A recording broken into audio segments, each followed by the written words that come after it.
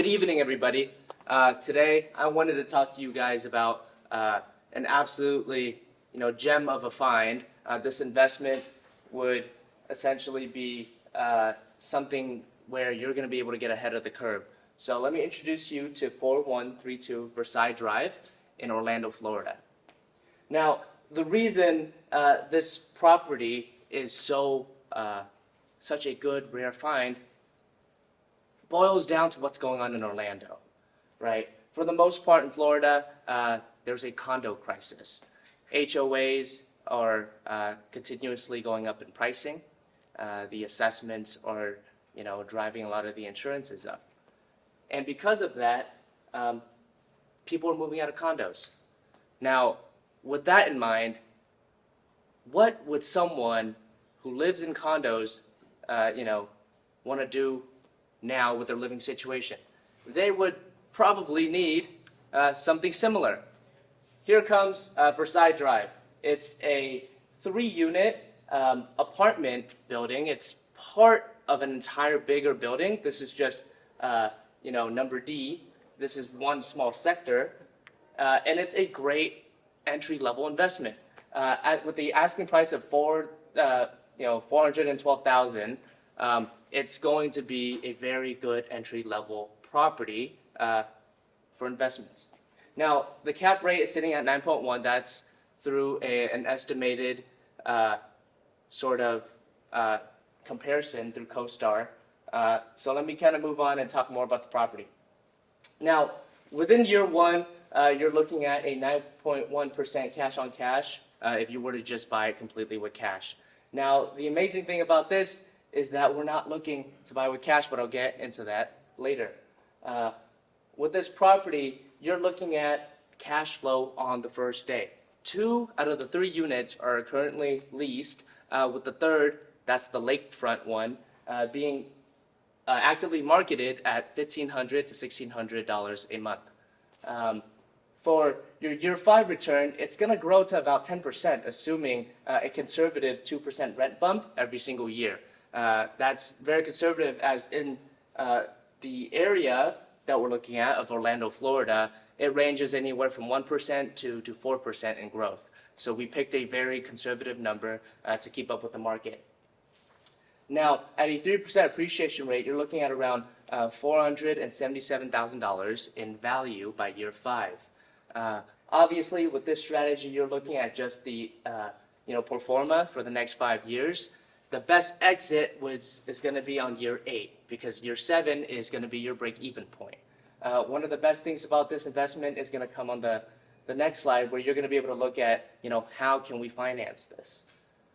So the financing strategy is going to come down to a 50% financing. We're going to finance half of it and put down a 50% down payment. So that's going to come out to around $200,000 of financing.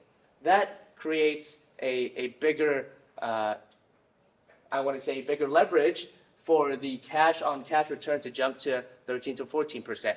That's where you're going to see that return come back in year 7. Even when factoring, other options and alternatives of debt servicing, the deal would still cash flow very well from day one. Now, when talking about tax benefits, you're looking at an annual depreciation deduction of around $12,000 every single year. This is very specific to this property because there's still time left for this property to capture depreciation because it was built fairly recently. If you were to go way more into the future, you wouldn't be able to capture that as much. The bottom line is that this is a rare opportunity. This is going to be a killer of an investment, and if you would like to talk more, I would love to show you, the full underwriting. Thank you. Question. What is the occupancy? The occupancy rate is sitting at around 70%. One of the biggest things that's happening in Florida right now is there's, again, a housing crisis. People are moving out of the hurricane areas. Recently, there's Port Charlotte, the whole north, like Fort Myers area. So south, I'm going to say it's southwest of Florida. Everybody's moving out of there and into Tampa and Orlando. Orlando is going to be a lot safer, so you're going to see like a 10%, 20% increase in the occupancy rate over the next 5 years. Any other questions? What was the ROI? The ROI on this, you're looking at over the course of the first year, the cash on cash is going to be 13%. So that's essentially how much cash you would get back for every single dollar you're spending. So that's going to very much depend on what your exit strategy is. I'm recommending 7 years because then you would accumulate all of your money and be able to essentially sell it for what you bought it for, if not more. Is the 13% based on 2 units rented out or 3? 3. That's the estimate with the actively marketed property.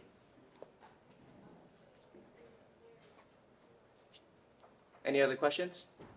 Can you turn those into short-term rentals? Or do they have a 30-day limit like most of the rest? So in Orlando, there's this pretty interesting thing going on where, for the most part, you can do short-term rentals as long as there's the licensing in play. Now, depending on where you're looking, a lot of people would say that short-term rental is not going to be a good option, just because saturation is starting to take the market. Co-living is going to be a better alternative if you're looking into something like shorter term to generate more cash flow. Co-living is pretty much up and coming in Orlando, especially since Orlando is becoming a big hot spot for a lot of I want to say business related services moving into town. All right, thank you. Cool.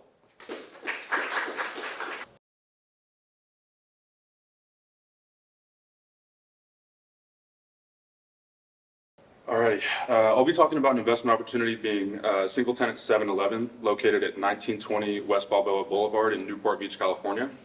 This is a rare chance to own prime coastal real estate with strong predictable income and minimal management. So why this property? The first thing that makes this property stand out is the location. It's right at the heart of Balboa Peninsula, surrounded by both high-end residents and tons of tourist foot traffic. The tenant being 7-Eleven is an investment-grade company with the A rating from S&P with strong financials. They signed a long-term absolute triple net lease, meaning they're responsible for all property expenses, taxes, insurance, and repairs. This creates pure, reliable cash flow without the hassle of property management. For the investment numbers, the asking price is approximately $5.95 million. In year one, the projected after-tax cash flow would be around $217,000, producing about a 3.6% cash-on-cash return. Assuming a 2% annual rent increase, by year 5, the after-tax cash flow would rise to approximately $232,000, pushing the return closer to 3.9%. And this gradual growth in income will add stability and value to the property over time. For the financing strategy, while the purchase could be made all cash, I would recommend using light financing, 20% leverage, with a loan of about $1.19 million. I'm assuming a 5.75% fixed rate, which is realistic for a strong credit tenant in a coastal location with low loan-to-value ratio.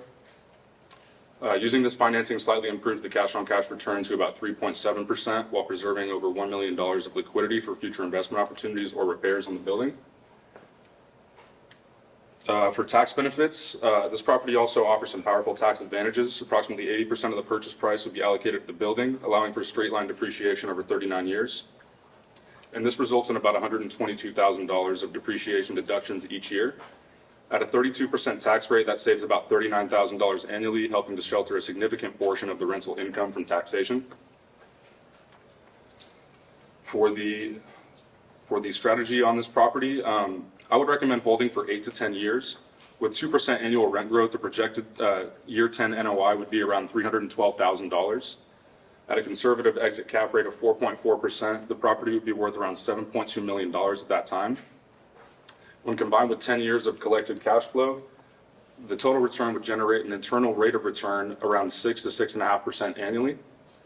At that point, the best move, in my opinion, would be either to sell the property or do a 1031 exchange, deferring taxes while upgrading into a larger investment. And some of the key takeaways for this property, it really just checks all the boxes. It's a trophy location with a creditworthy tenant, pure net income with no management hassles, strong tax benefits, and a clear financially driven exit plan. It represents a rare blend of safety, passive cash flow, and long-term appreciation potential. Thank you. Question for you. You got that $1.1 million investment for the down payment. What's my rate of return? When will I get my initial investment back? The 1.19 would be the loan on that one, because the down payment would be, I believe, would be the, yeah, so the 1.19 would be the 20% loan, and then the down payment would be, I believe it's 4.7 something was the down payment. So my cash on cash return would be in seven. So when would I initially get my 400,000 back or cash one 200,000 a year? It's not 400,000, it's 4 million. Oh, yeah, the down payment would be like 4.7 million. Yeah, so and then my cash on cash return is only 3.7. So like my thing is, when do I get my whole 4 million back in that time frame? Well, my recommendation was to plan to hold for 10 years, or like 8 to 10 years. So around that time, you would get like your entire amount back. I actually can't really, I calculated that before. I'm kind of blanking right now on when you would exactly get that back, but yeah. So that would be when you sold the property. Yeah. When you're in your account with it. Yeah. What were the ROIs again for year 1 and year 5? For year 1, it was 3.6%, and then for year 5 was 3.9. Do you know what the ROI would be if you put 50% down on this building? I didn't calculate that, but I'm assuming. I should probably look at that when I sit down. And why did you decide that 80% down was the right number? Because you could keep $1 million in cash in your hand, like liquid, and then still get a little bit actually higher of a year 1 NOI. Sorry, not NOI, but ROI would be 3.7% compared to 3.6 using the financing, and then you could have that $1 million in your hand so that you're a little bit more liquid. All right, any other questions for him? All right. Move number 3.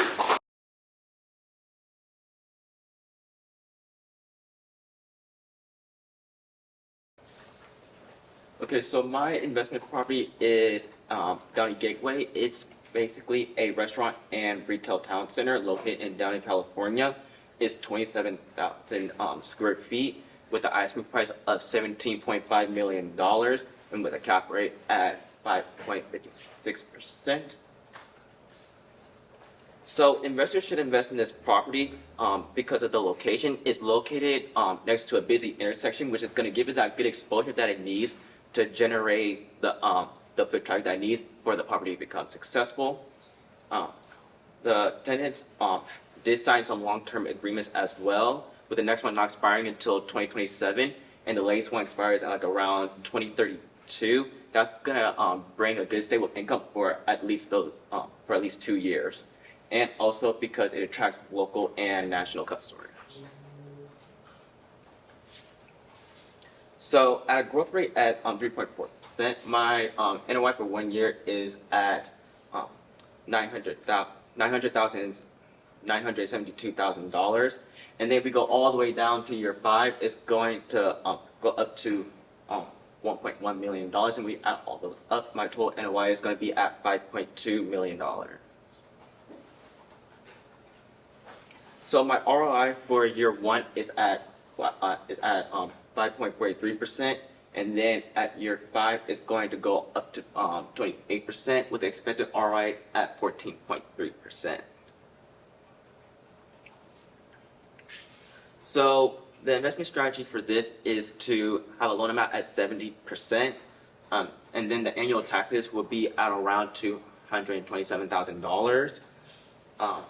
But then the benefits of this is that it would deduct expenses. So things like large maintenance repairs and insurance, those would count as write-offs, so you'll pay less taxes.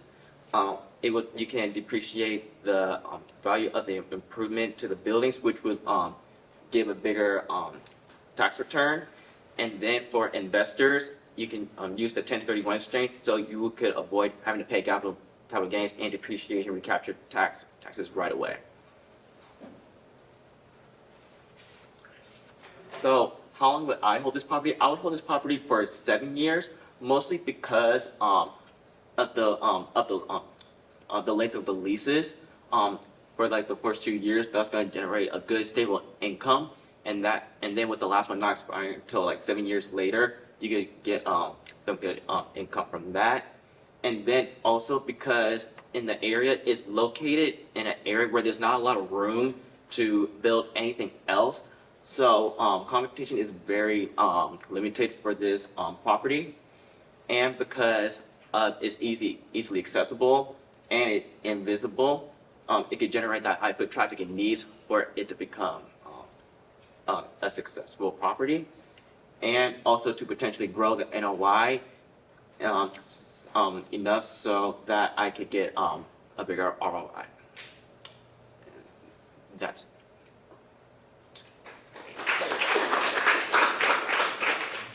Questions for me? What was your loan to value ratio? it was 70%. And you said your annual ROI was around 14%? Yes.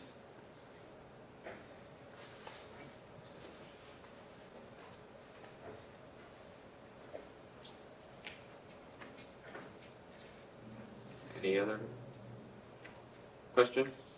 Why'd you pick retail? It's kind of like a personal thing. I want to get into retail property management, so I wanted to do a retail property, and mostly because it just found it very interesting to me. And then how much it costs, the numbers just seemed crazy to me. So I was like, this is like a fun thing to do. So What are the numbers? like the asking price, and then I was just interested in like the cash flow, and then my ROI if I were to actually invest in this. What's the anchor tenant in this development?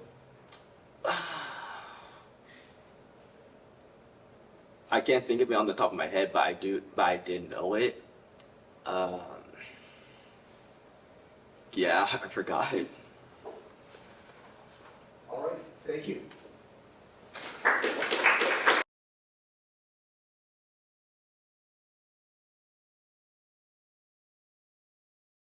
Alrighty, hello everyone, my name is Jack Sedgwick. The investment opportunity I have for you is 317 South Flower Street, located in Santa Ana, California. So the asking price for this property is $4,975,000. It's a two-story multifamily home. It consists of 20 units, 16 of which are studio apartments, 4 of which are one-bedroom apartments. The reasons why I think it's a good property is because it's in a good location. It comes provided with a lot of amenities. You get great value for what you're paying. So firstly, the location. It's located in Santa Ana, but it's right along the border of Irvine and Costa Mesa. This is great because those are high-value cities. There's a lot of business that goes on all of them. And additionally, there's a lot to do in there. So this makes locations nearby in high demand for renters. Additionally, Santa Ana is cheaper than the neighboring areas, so renters will like that because obviously you have to pay less to afford a house. As for the amenities, the in-unit amenities, they have a fully furnished kitchen, a fully furnished bathroom. Each unit has its own balcony and patio. Additionally, there's a parking garage with 1 parking unit or spot for every unit. So as for the value of the property, for my 5-year ROI, that's assuming a 30-year fixed rate loan at 6%, 20% down payment. I got 77.5. The cap rate's 6.6. As for tax benefits, the property was actually just recently renovated for $1,179,000 about. So you could use some of these costs in your depreciation expense on your taxes. And then additionally, there's a vacancy rate of around 5%, I'm pretty sure. So vacancy costs were ranging around $46,000 for this property, which can also get depreciated. So yeah, thank you. So questions for him? Anyone? Is this property in Santa Ana an opportunity zone? I don't think so, no. And what's the annual ROI on this? Like ROI? Yeah, the annual, I have to look at my spreadsheets to see it. okay. And how long do you recommend somebody would hold this property? So I think you can make back your initial investment after the first 7 years, so I'd at least hold it for that long. I'd probably hold it for full 30 year of a loan payment though, and just sit on it to collect rent. Is there any rent control in this area? It doesn't look like it, no. The apartment's also relatively new. I think it was built in early 2000s, so Okay. I don't think so. Any other questions? Yes, What were the basic concepts for the investment? basic concepts. Yeah, like why a specific opportunity?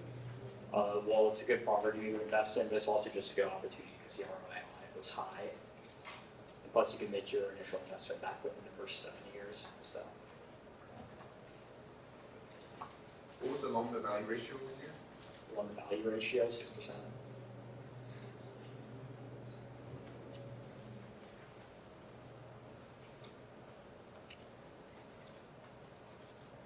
Sorry, how many bedrooms and how many bathrooms were the units? You Yeah, said so there's 1 bathroom per unit. 16 of the units were studio apartments, so no bedroom. 4 of them were 1-bedroom units. Okay. Yes.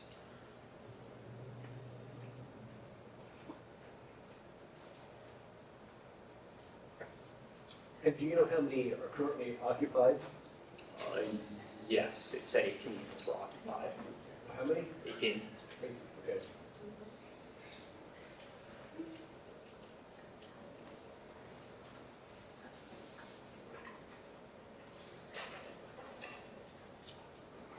And did that include management fees? It's not included, the expenses included specifically vacancy rate and concession fees as well.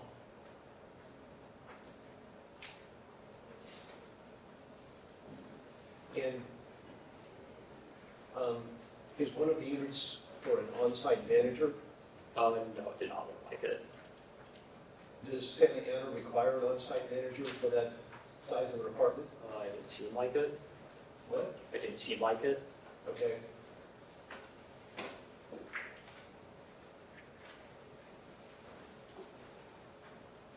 All right, thank you, and who's next?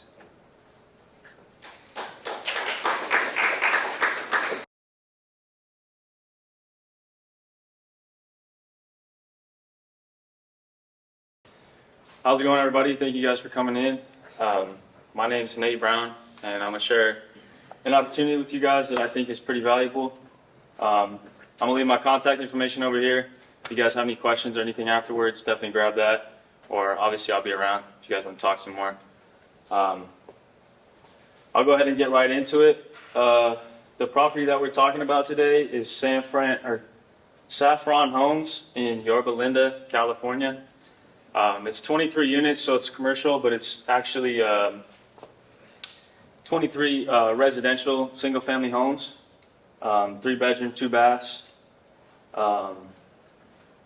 They're all newly built, so pretty modern designs. They have solar. Obviously, you can see the location here. It's right off the 90 freeway in Yorba Linda.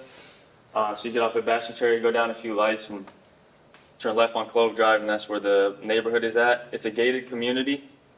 The homes are obviously pretty new, so they're all really nice looking.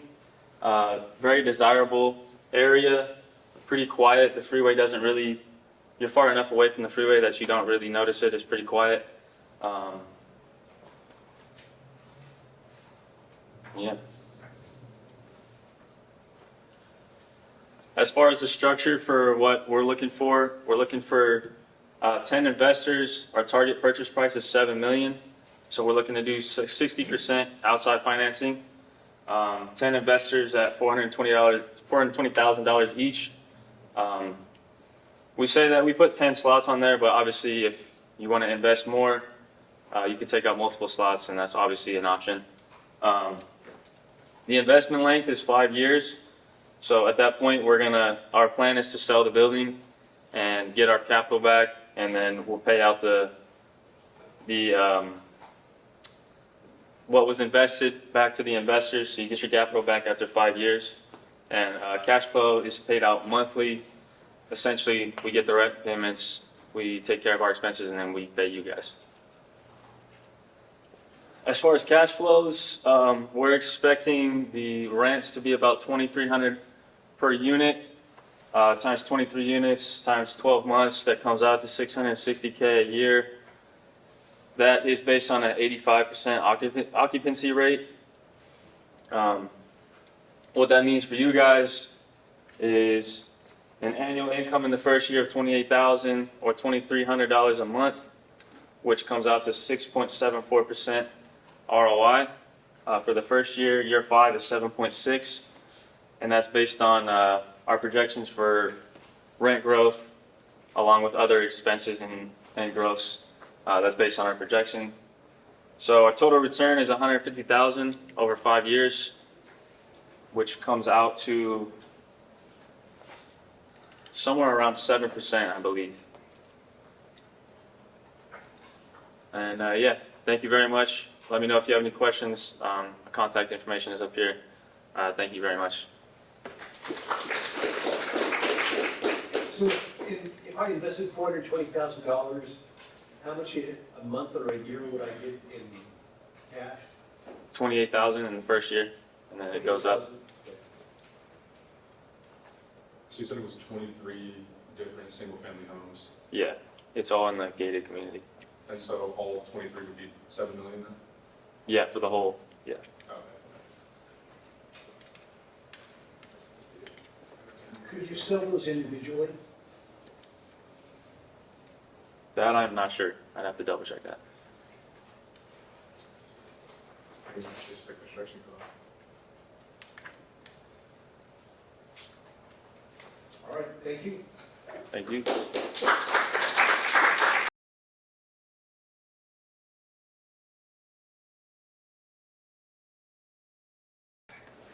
Good evening, everyone. My name is Andrew Yonts. Tonight I will be presenting 311 North Idaho Street in La Habra. It is a 9-unit multifamily with a unit mix of 7 1-bed, 1-baths and 2 3-bed, 2-baths. It has a list price of $4,150,000. Few recent renovations. They did about 1.1 million in renovations. They added in-unit laundry, HVAC, and new kitchens and bathrooms for all of the units. Going over income, we have an expected rent of $2,350 for all the 1-bed, 1-baths, and $3,500 for the 3-bed, 2-baths, which gives us a potential gross monthly of $23,140 and annually of $277,680. Now, going over expenses, we have a few things to think about. One is going to be property management fees. If you have a 9-unit building, you'll probably want someone to manage that for you. And at 6% per lease, it'll be about $15,827 per lease or annually. With a vacancy rate of about 5%, that's going to cost you about $13,800. Taking into account utilities, each unit has gas and electricity separately metered, so you won't need to worry about that, but you will have to take care of water, sewer, and trash, and so that gives us about $9,700 annually. For maintenance, assuming it costs about $800 a year to maintain each unit, it'll be $7,200 a year. Insurance is, again, assuming about $800 a year. $800 a year per unit. It's going to be almost $7,200. With taxes, assuming it's a 1.25 tax rate, it's going to be $51,875 a year, which gives us a total expenses of $105,699 and a net of $171,981. Now, going over financing options, we have a few different options. Now, first, we could go with no financing, and that might be attractive because right now rates are relatively high, and so finding a property with a cap rate that's going to be higher than current interest rates is going to be difficult, especially in California. And so if you are financing, you are going to be financing at a loss. And so taking that into account, financing the loss isn't necessarily a bad thing. You still have appreciation and potential increasing of rents, which can help with the difference. You can also expect the ROI to increase, again, with the rents.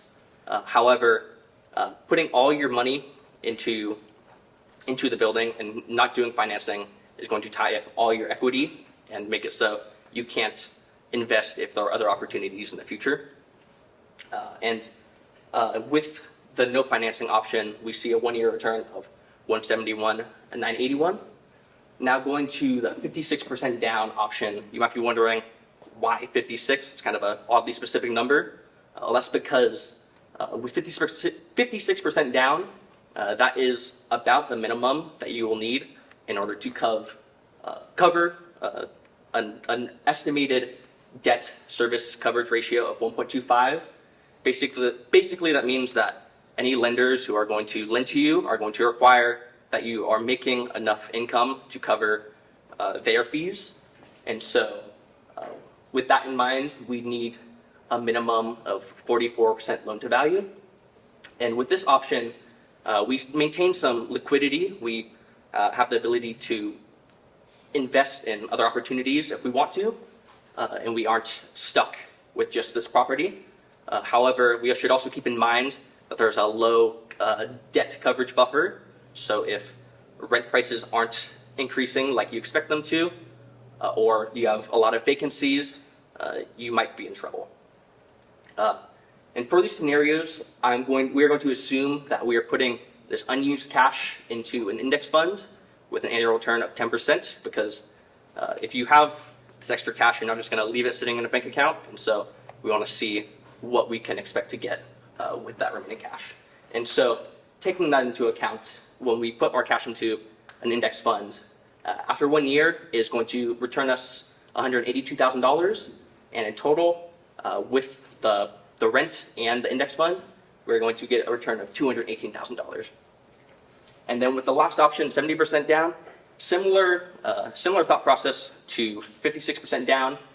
Biggest thing is you get a bit more of a buffer when it comes to your debt coverage. If people aren't paying rent on time, you have a bit more space, a bit more flexibility to work with. Now, continuing with these three scenarios, let's look at the return on investment. For no financing option, we have an ROI in the first year of 4.14%, and then a year 5 return of 31.92. For 56% down, we have an ROI of 5.26, and for year 5, 38.66, and then 70% down, we have year 1 ROI of 4.9, and then year 5 of 36.52. Now, going over these different options, I think the best scenario is to go with the second option, which is the minimum down payment of 56%. And that is because not only do you get the highest return, but you also have more flexibility. You're able to diversify more. If you have other properties or other businesses, or you want to invest in the stock market, you have the ability to do so. Now, just a couple tax considerations. First, depreciation. We have depreciation of $21,645 over 27.5 years. You want to take that into account when considering how long you want to hold the property. And then also, you want to take into account the closing costs when figuring out the basis for your property. And then in terms of exit strategy, I think you should hold for at least 5 to 10 years. If you're holding for shorter than that, you're more vulnerable to the market volatility. But if you're holding for longer, the general trend is that property in California is going to increase in price. California is a popular place. People want to live here. And so the longer you hold on to it, generally the more money you're going to make. And in terms of exit strategies, it's really dependent on who your investor is. I think you want to consider the 27.5 years of depreciation. Before that, or after that, you're not going to have that depreciation, so you may want to consider 1031ing into another property, so then you can, again, take advantage of the depreciation. And then also, if your client is planning on setting up their inheritors, they may want to consider just holding on to the property until they die. That way, when they do die, their basis steps up so that their inheritors don't have to pay capital gains. Does anyone have any questions? Mhm. What is your expected return investment annually? Annually, we are at, it depends on the scenario, but with my scenario, when you're investing the money that you're not putting into the property, it's 5.26%. Why'd you pick an index fund for your bar and not just a treasury bill of 5%? I just wanted I think index funds are generally seen as a safe investment. Obviously, the market fluctuates year to year, but overall, most people are going to be on top if they keep their money long term, and so I thought that was a relatively safe baseline to use. Anyone else?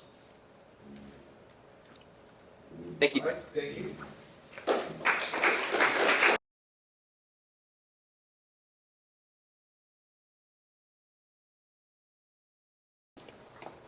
Good. Are we in frame? All right. Hello, everybody. My name is Adrian Argumedo, and today I'll be going over my great multifamily investment in our city, Fullerton, California. So this is actually just 5 minutes down the road on 2334 Santa Fe Avenue. And this is some photos of the property now. It's a multifamily 8-unit.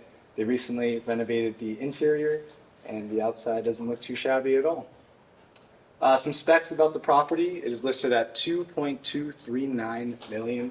As I mentioned, it has about 8 units. Currently has a 4.2% cap rate. The building size is just over 5,000, lot size over 11,000, and has a 97% occupancy rate. And why I personally love this investment, and I think you should too. As I mentioned, super high occupancy rate. Being located just 5 minutes from campus, the freeway, all the other shopping areas and gyms we have close by, keeps it at 97%. Also has room for long-term rental growth. Historically, we see increases of 3 to 4% in the area. An opportunity to add value through additional renovations. And at the end of the day, it's a safe, multifamily, and recession-proof cash flow property. Now, I brought together 2 scenarios, one being an all-cash purchase, which in the first year you'll see an ROI of 4.2%, and 5 years down the road you'll see an ROI of 5.02% if you were to purchase it all cash. And the other option is financing, 80% down and 20% finance in the first year, which 80% would be $1.792 million. You would see a 3.49% ROI, and down the road again, you'd see a cash-on-cash return of 4.52% in year 5. Now, what I think the finance, here's the rationale behind the financing strategy and why I picked 20% specifically. One, it's a lower leverage and reduces risk overall, but increases returns through slight tax deductions down the road. Also, you're still cash positive from day one, and it enables you to keep cash available for other investments and reserves. Now, some of the numbers here. The annual cash flows from years 1 to 5. The main things to highlight are in the right sector there. Cash flows you'll see from year 1 to 5. And the total expected return is about 36.3%. Depreciation and write-offs, which are huge. This is kind of the calculation we use for the depreciation. The purchase price, you allocate 90% you can depreciate. And since it's a residential multifamily, the years is 27.5. And from year 1 to 5, you'll be depreciating and deducting $73,276, which totals to depreciation deductions of $366,000. And these deductions reduce your taxable rental income and will significantly boost your post-tax returns. Now, to hold or sell, I think the good exit strategy would be hold for 5 to 10 years when you really start to see the benefits as I mentioned earlier, rental income growth we see about 4% annually. Depreciation in the area continues to go up. It is Fullerton, but for this building, 3% annually. And I laid out the full depreciation schedule. And the strategy I would use is a 1031 exchange. The concept behind this and staying local is kind of modeled after our friends Advanced Real Estate Services. They keep all their business local, but where I differ is I would sell the building and 1031 it into something a little larger. And the main goal is to build long-term wealth through tax advantage real estate growth. Thank you very much. Questions for Adrian? All right, cool. What are the rental rates of the units in the building? Sorry, what was that? What was the rental rates? And, Each unit rents for about $1,900. okay. Yeah. And what was the makeup of the units? What do you mean? Like how many One units? bedrooms, two bedrooms? It's a mix, but the majority of them are one bedroom. Okay. Yeah. And are they studios or one bedrooms? They're one bedrooms. Okay. Yeah. One bed, one bath. Majority of them. Okay. Yep. Thank you. Thank you.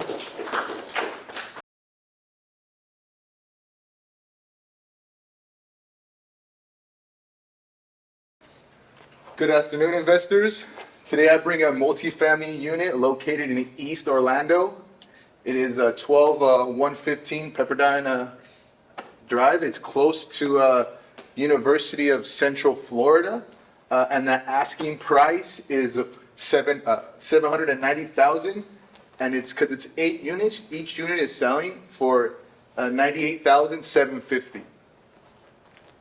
So quick table of contents. One, I'm going to go at why did I pick this property. 2, projected financial performance. 3, financing strategy. And then also tax benefits and my long-term strategy. So just going off why I picked this property. The purchase price, like I said, it's $790,000. However, to me, the key point was the population growth. And also, it's a 40% discount from the average market price of the similar units. So for a similar unit in East Orlando, we're at $170,000. So we're 40% under market as of right now. So just looking at this property off the financial statements alone, we're already getting a great financial opportunity just on pure numbers.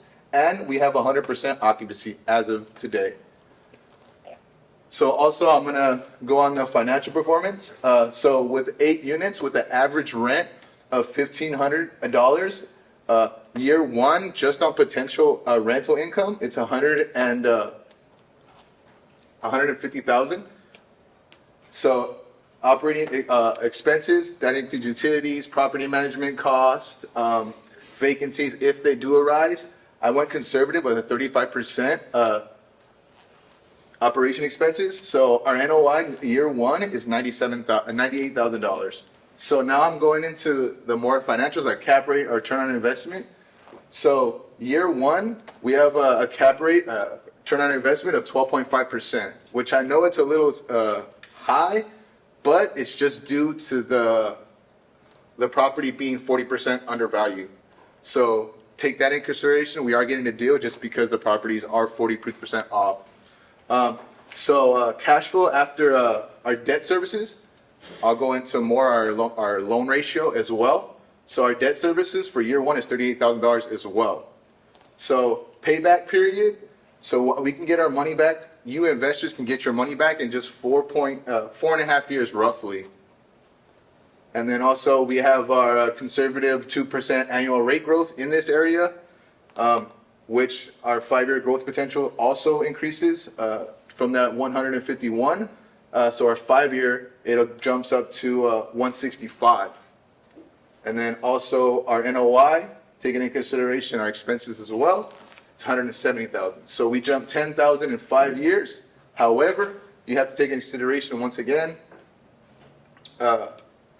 we are getting a discount, so that's not incorporating our actual appreciation of the property as well. So these are conservative numbers.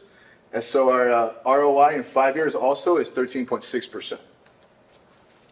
So now I'm gonna go into my finance strategy. So I chose a 65% loan to value ratio just for the simple fact that I think this is a good entry-level investment property. So if we take a loan amount of $513,000, our equity of investors putting into the property is just over a $250,000. So off the bat, we put $250,000 in. Our numbers from the first statement was year one, we are taking home $559,000. So that gives us that, obviously, that gives us that, that cap rate of 12%. So the benefits I see in this property is just the higher cash on cash return of 22%. So if we're putting $200,000 in, do the math, we're getting almost $60,000 a year off a $250,000 investment. That's a pretty accelerated return on your money, and that's not including your tax benefits or appreciation. So also, I think it's good to go to a 60-30, 35 ratio because it gives you a little more leverage on where you put your money. But it also gives you a cushion. You're not over leveraging yourself and you're not under leveraging, I believe. And also, we have tax mortgages. We have access to mortgage interest deductions as well as future investments to the property as well. So for me, the tax benefits, I went on a 27-year straight line depreciation. So of 27,000, of 27.5%, which is the 27.5 years of depreciation off our loan amount. Year one, we get $22,000 just on depreciation, tax benefits alone. But that does not include our interest from our mortgage. So that alone is another $30,000. So you add those both together, and that $56,000 right there is year one tax deductions. So off the bat, off of that $59,000 we would have paid taxes on, we're getting that much back alone. So also savings, we have to take into account a 35% tax bracket. We get $19,000 also in tax savings. So off the bat, not only is this property high cash flow with low initial costs, but also high return on tax benefits. So, and that is pre-tax. So after tax as well, taking into account cash flow and depreciation, year one, we have a $79,000 year one cash deduction, cash benefits, excuse me. So year one tax benefits are also very high as well. So me, I'm gonna go off Advanced Real Estate as well. I am a long-term holder, so I see this property as a hold forever. Just keep refinancing down the line as you build a more high equity into your property, but also be conservative on your loan amount which you take out. I want to keep it under 45% equity. Have equity in it at all times, just to have a conservative bump if anything does arise. So this property also, it has strong rental potential. It is next to the University of Central Florida, hospitals, jobs, and so forth. And also, I didn't really go into the rental incomes, but we are pretty conservative on our rental income as well, so we can bump that average, I want to say 2 to 3% as well. And also the refinancing potential to build wealth, buy different investment properties. And yeah, I think this is a great opportunity over 20 years. Any questions? There seems to be a reason why it's listed so much lower than the comparables. During my my research during CoStar, it did not really say specifically. It just said, just 42% under market. Income is on the rise. I think it was almost 2%, as well as population was almost 3%. And it's funny that Henry picked Orlando too, because I did not know like the statistics of the condo situation. So that probably gave it some insight. But I know it's not located in the best part of Orlando. So it could be that aspect as well. What is the condition of the property? So it is a Class C property, so it is a little older. I think this unit was built in the 1960s. So I think that could be a factor to the low value as well, because it is a Class C. And I think it was renovated during COVID, but I don't think it was that substantial.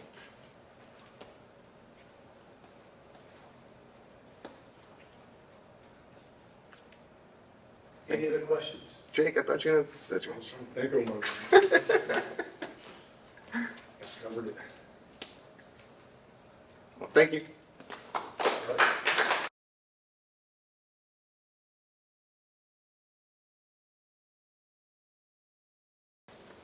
All right, guys. My name is Johnny Solarzik. Oh, here. I'm going to be presenting 313 and 325 East 17th Place in Costa Mesa. This is a picture of the property we got right here. So why I chose this property. Costa Mesa, specifically East Side, is like a prime spot for multifamily. This area near 17th Street is amazing because this is like, if you've ever been, like 17th Street's this long street and there's like a ton of retail, food, shopping, like gas stations, everything you need. And this is right behind, so it's very walkable. It's a great neighborhood behind it. Another perk about this property is it's 100% occupied right now. Right, so it's 22 units. 16 of the units are 2-bedroom, 1 bath, and 6 units are 1-bedroom, 1 bath. There's been recent renovations in 2025. 80% of the units got renovated. New flooring, updated bathrooms. There's in-unit washer and dryer in every unit, so that's a big plus. And then also there's been a new roof, and then as you can see here, new plumbing and the utilities. So they have this listed at $9,499,000. My way to go about this would be to buy it cash.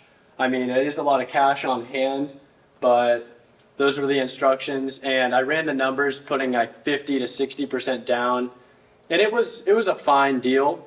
There was nothing notable. It was negative. So either paying cash would be the best way to go about it, or putting like 80% down, and then you're still left with $1 million or almost $2 million bucks, which you can put down on another property or the stock market or somewhere else. So the average rent is about $2,500 a month. For the 2-bedroom, it goes as high as $2,900, and for the lowest, the 1-1, it's like about $2,000. I don't think that one was updated yet. The NOI is going to be $479,000 with a 5% cap rate. And then the gross income is $670. So year 1 ROI is 5% basically, and then year 5 ROI is roughly going to be 5.85, assuming you're raising the rents 3% every year. There's a couple tax benefits to this. One would be the depreciation is $309,000 a year. And then all the operating expenses like property management and others are all going to be whatever, like non-taxable.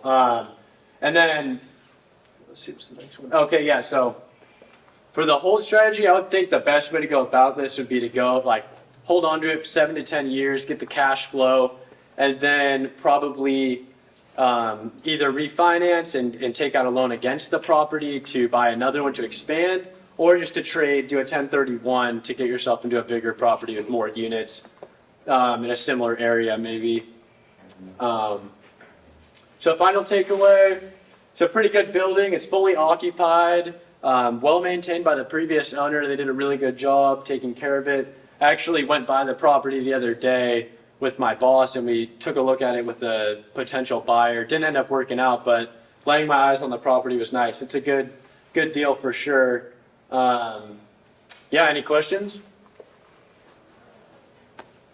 How did it feel to actually tour the property and then like actually like get that groundwork in before you did a presentation? Because I think that's It was cool. It was definitely cool, and I actually am doing like kind of a project at work where I'm making like we're trying to find a buyer for this property, so I'm putting together like a book. So I know it pretty well.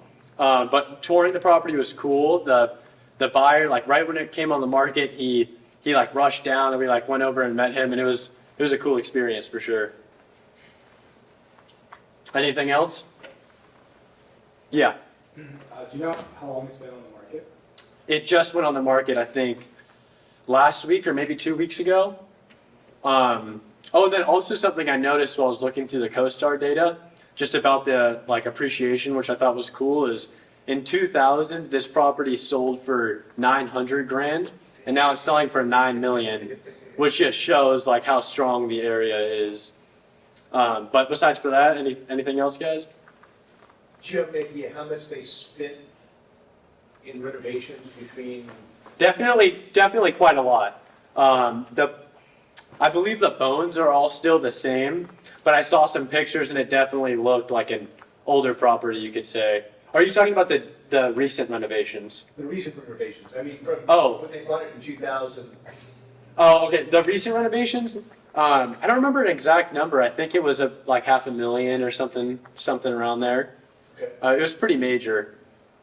Was that owner the last one that was the last person that bought it in 2000 and kept it for the? Yeah, that was the last sale. So that was like some pretty cool info, I think. And just like that, it's just like a perfect location. I feel like it's a good property. All right, thank you. All right, thank you.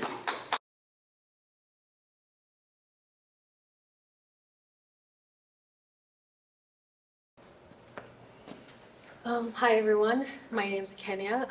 For this, we're going to be assuming that you would want to invest in something when you graduate. So I try to find like a pretty affordable property. So this is an 8-unit, fully renovated, multifamily apartment complex. Right now, it's 100% occupied. I was really focusing on the cap rate.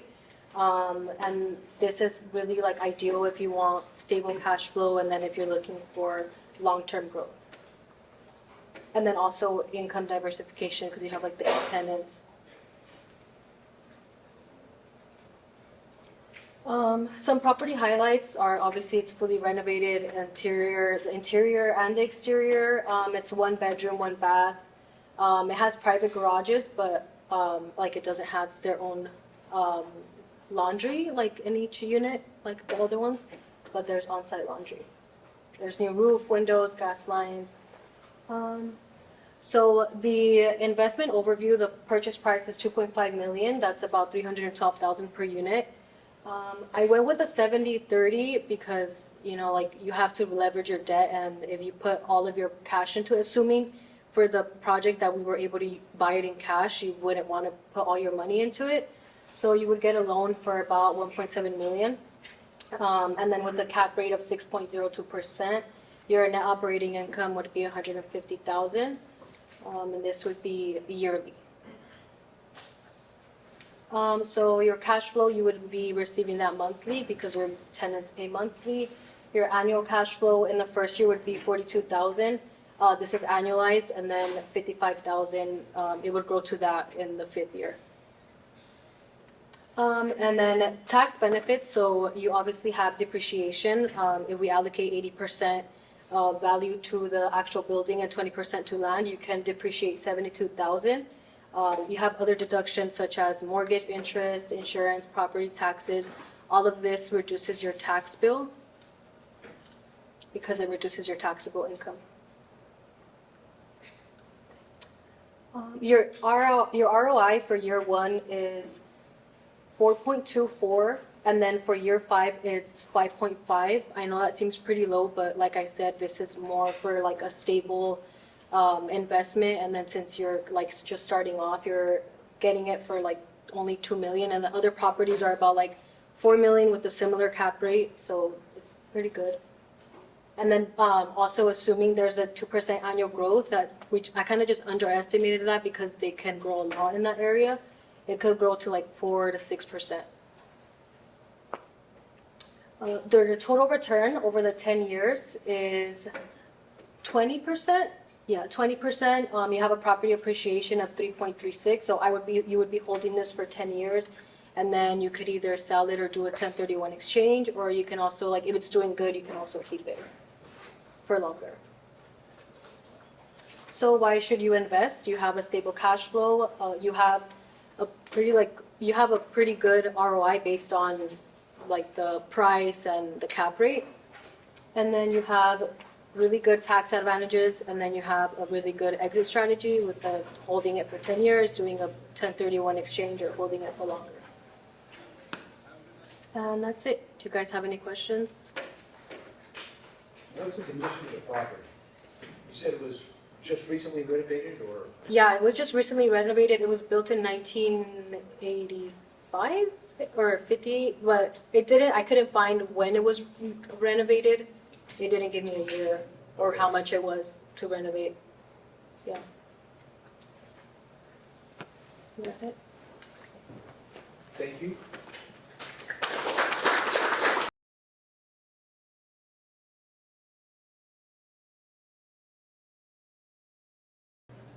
All right.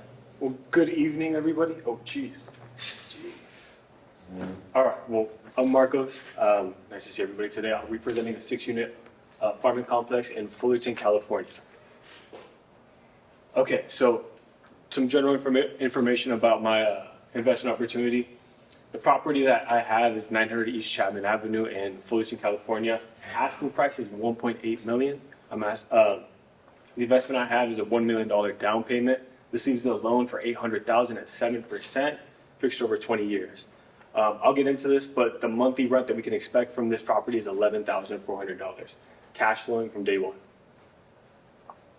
Okay, so why Fullerton? Just to give a brief information, I think somebody who presented a property in Fullerton said that Fullerton has extremely low vacancy rates. It's super sought after location. Stable rental demand. The second thing is location. It's right next to Cal State Fullerton. A lot of local employers, so that drives consistent occupancy. Next thing, super strong rental growth and appreciation trends. Fullerton is a very sought after location, so the prices of property stay very strong too. And then low vacancy helps us with the secure stream of income. Financial overview. So in the previous slide, on the very top, you'll see the arrow pointing to the property. When I zoomed out, most of the properties that are going for, this is 6 units, all 1 bedroom, 1 bath. Majority of them are above 2,000. The two 1.9s you see there are the only 1.9s I saw within 1 mile away from it. So the numbers I ran were with $1,900 coming in monthly for the 6 units. This brings us total to $11,400. Annual rent we could be collecting is $136,000, give or take.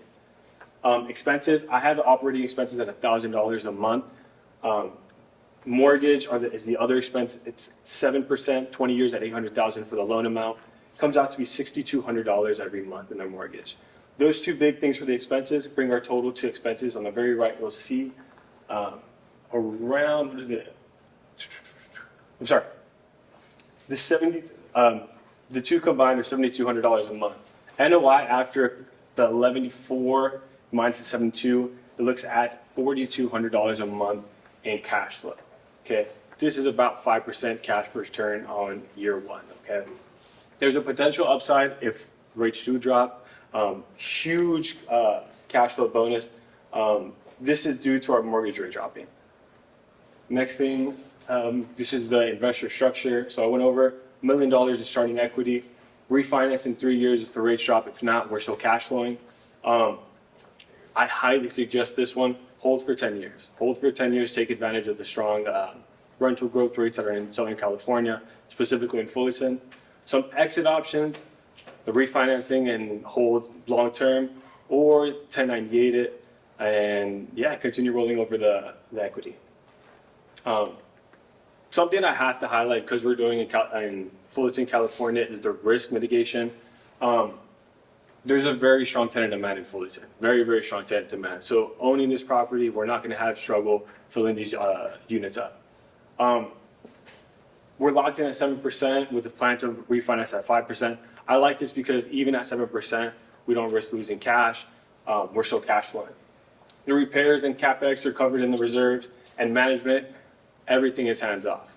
Okay, so we don't have to worry about operating fees. That's already accounted into the expenses. And last thing, tax benefits. So straight line depreciation at 27.5 years. At 80% of 1.8 million, we're looking at 1.44 million. You can write off $52,000 every year from your income. So I highly suggest it for people who are looking to write off as much income as possible during the tax season. And yeah, just bonus potential for additional tax advantages via cost integration with a 1031 exchange. Yeah, so let's build wealth together. Fully managed investment, cash flowing with solid upside, prime California real estate, and obviously a successful exit strategy. Any questions? Thank you so much. When was the last time this property was renovated? Last time, I think I saw there was a renovation. I can't remember it specifically, but it was one that was 3-4 years ago. What were the ROIs? ROI, 5% at the year one. And that's low. This is with the $1,900 rental. I have a feeling, and I ran numbers, I can't give you the exact numbers, but I ran numbers. If we did it for 2,000, I think it was like 5.5, 5.6. Any other questions? All right, thank you. Thank you.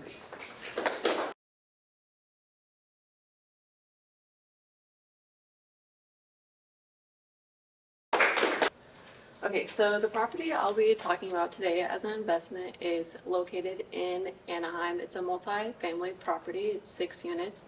And as you can see right there, it has units ranging from 3 to 5 bedrooms and 2 to 3 baths.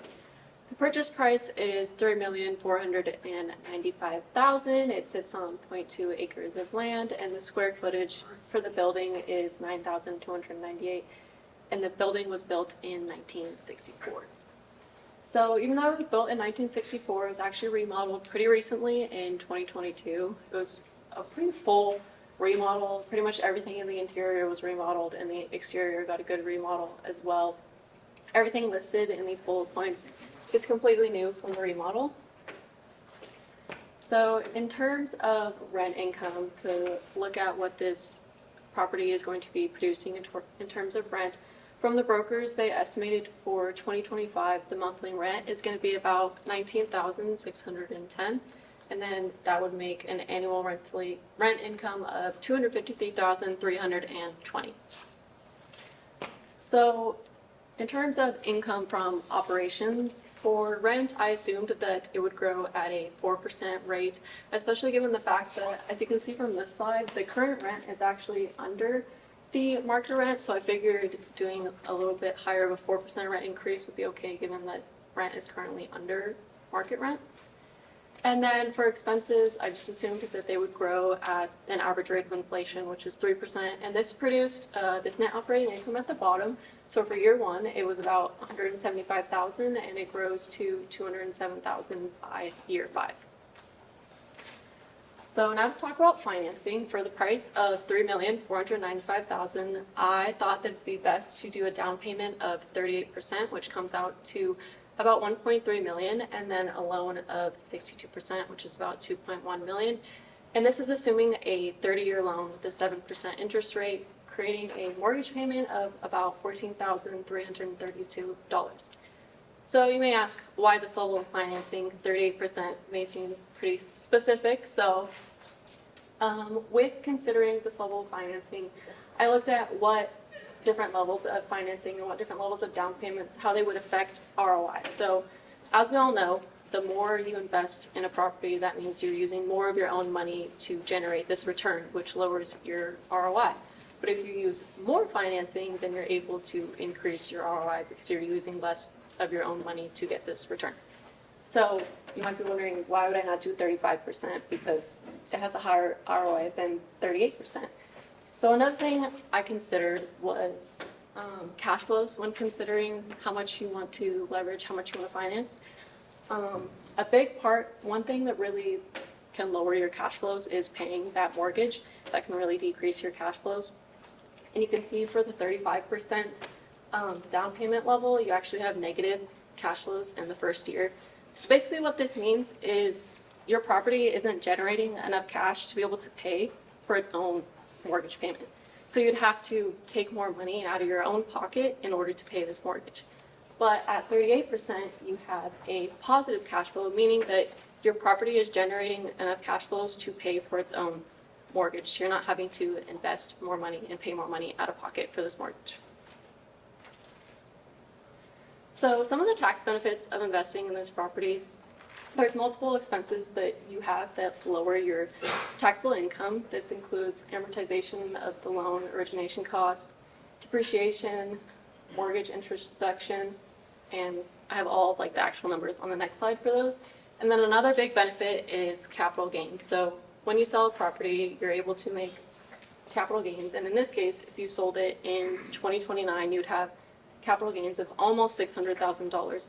So instead of paying 35% plus, which is the ordinary income tax rates, you'd only have to pay a 15% capital gains tax, which is a great way to make a lot of money through the appreciation of your property. And then here's the actual itemization of the tax benefits that you get for this property.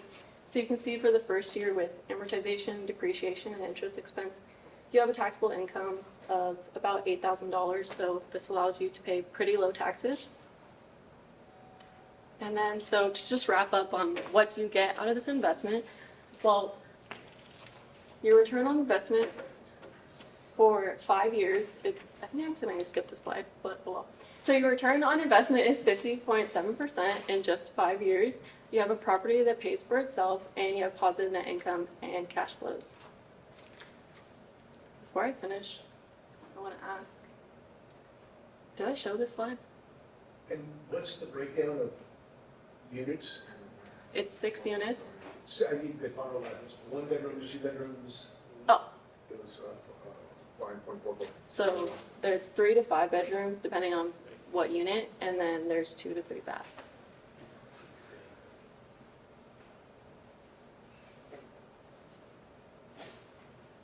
And then I don't think I talked about this slide. No. And it's an important slide, so I'll talk about it real quick. So ROI with just 38% down.